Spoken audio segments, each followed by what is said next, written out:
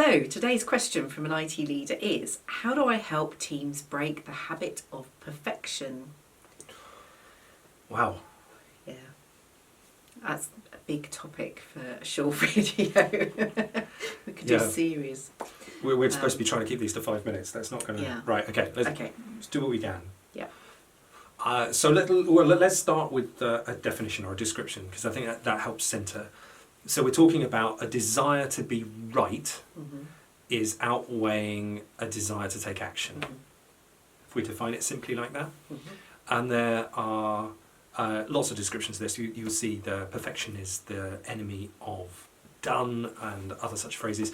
And I like Jeff Bezos' description of his approach to decision making, where he says he tries to make decisions with 70% of the data, because by the time he reaches 90%, he could well be accused of being a bit slow and wants to kind of push that ethic into the business.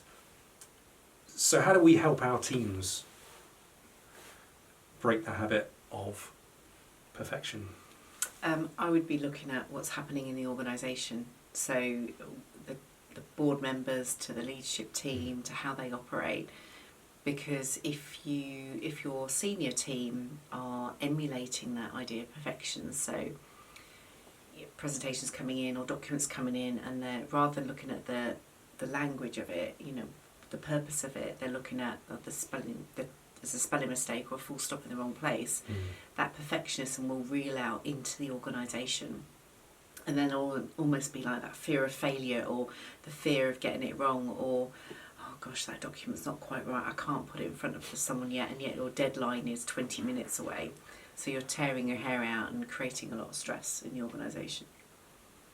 Yeah. Deadlines aren't the approach to solving this problem, because you'll just make people work till midnight instead, and that's really not the aim.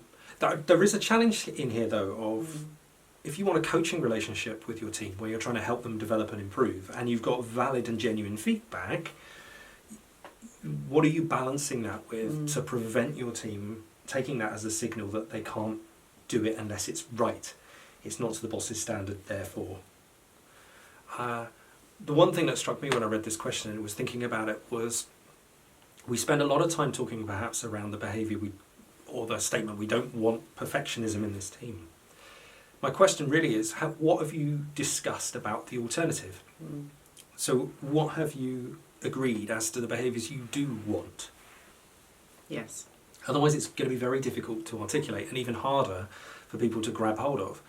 If you take the simple thing from Facebook early on, which has been changed, but early on a value target, whatever, Facebook, of move fast and break things, it's very clear that there's an intention, a depth in there, that perfection is not the expectation at all. It's kind of written into that code. The pace and the impact are what were most important. So how are you, first of all, systemically again, how are you set up, and are you clear about what the correct behaviour is?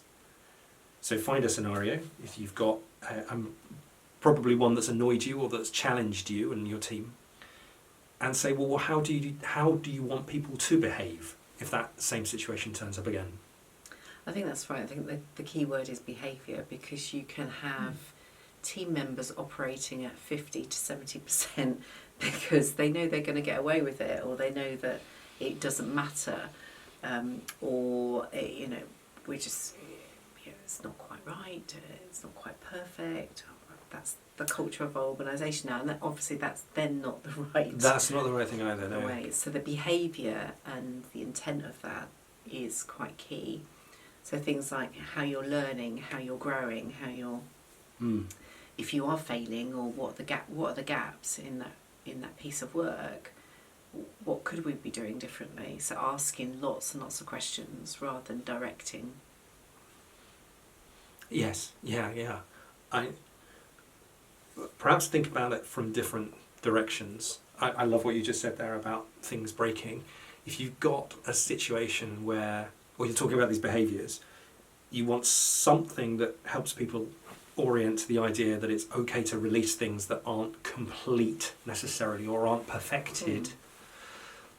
But you probably also need something that says that there might be some minimum lines, for example, that something has got to have reached. And you also need to make it clear what happens if you do release something that's incomplete that causes a problem for somebody else. So it causes a problem for a client. How do you respond in that kind of situation? Is it safe to make a mistake in this space as well? Well, the worst thing somebody could say is, oh my gosh, I've made a terrible mistake, and there's ramifications coming in from everywhere, and you've got someone ringing up a customer or a colleague going, I'm so sorry, I'm so sorry, I'm so sorry. That's not the right behaviour. So how you react from that and creating that environment of that is really key. I think definitely get empirical here. Think about the behaviours you want. Look for opportunities to reinforce them. You may not need, or you may not be able to have something like Facebook with move fast and break things, but a cultural description or a behavioural description that helps people understand what they should be doing, rather than just simply, we're taking too long because we perfect everything. We'll tell them what the expectations really are, and work with the team to describe what those behaviours are together. And that's finally the core. Think with the future in mind. We could talk about this for a long time, couldn't we?